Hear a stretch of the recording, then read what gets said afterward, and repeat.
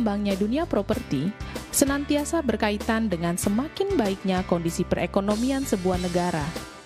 Dan terjaganya dunia properti yang baik akan sangat tergantung pada bagaimana cara mengelolanya.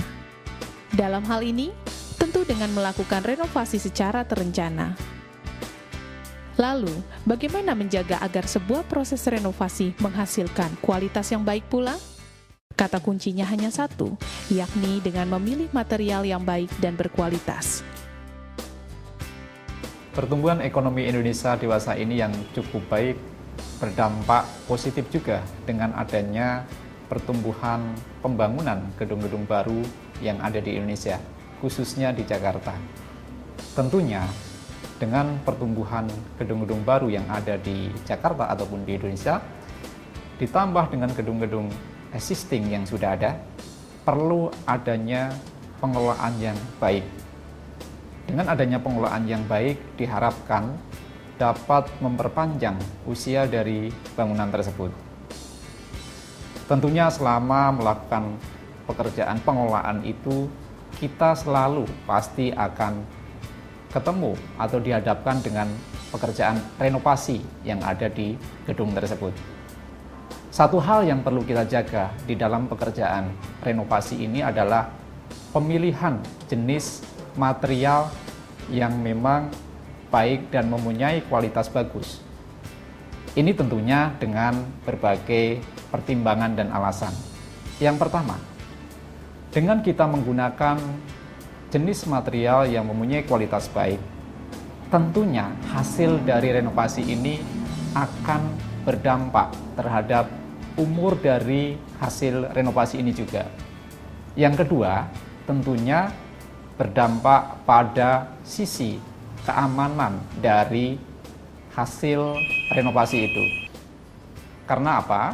Dengan menggunakan kualitas bahan yang baik, tentunya jauh lebih aman dibandingkan kita menggunakan bahan yang mempunyai kualitas standar. Saya ambil contoh suatu pekerjaan renovasi untuk pemasangan pintu yang ada di kios ataupun toko di sebuah pusat perbelanjaan misalkan.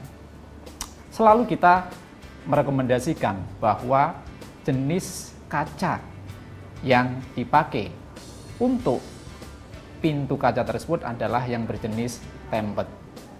Kenapa seperti itu? Tentunya dengan berbagai alasan dan pertimbangan.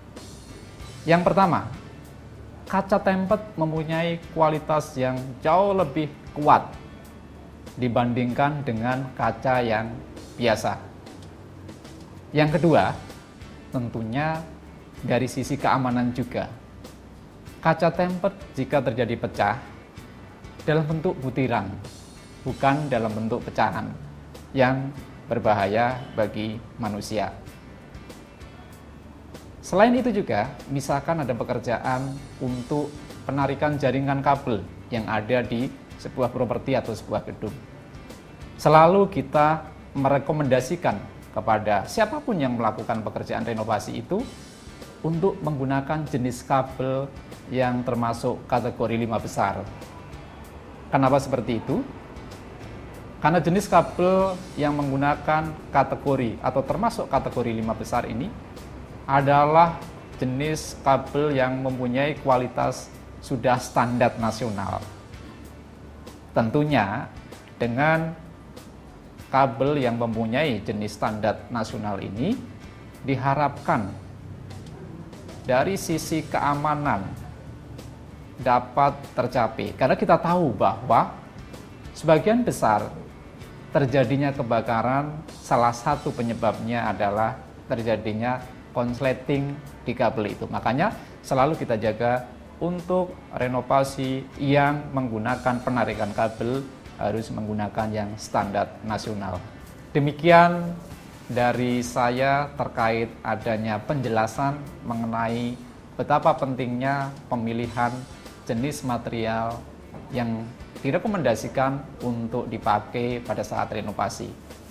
Semoga paparan ini dapat bermanfaat bagi Anda semua. Terima kasih.